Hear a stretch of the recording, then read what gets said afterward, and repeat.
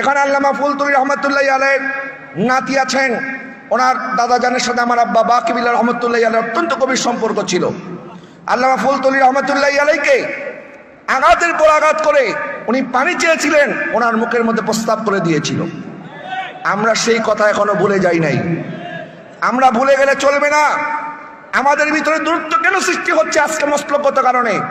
আমি মনে করি আমাদেরকে একটা সেমিনার করতে হবে। সেমিনারের শিরোনাম হবে আল্লামা ফারুকী রহমতুল্লাহ আলাইহির বিচার আমরা কেন পাই নাই, আল্লামা ফারুকীর স্বপ্ন কেন বাস্তবায়ন হয় নাই। এটা নিয়ে আসেন। আল্লামা ফারুকী যারা ভালোবাসেন সবাই এক টেবিলে বসেন, এক জায়গায় বসেন। আমরা ঐক্য কেন হতে পারছি না? ঐক্য হওয়ার ক্ষেত্রে আমাদের বাধাগুলি কোন জায়গায়? আমি মনে করি এক টেবিলে বসার সাথে সাথে 90% ঐক্য আমাদের মধ্যে এমনি হয়ে যাবে।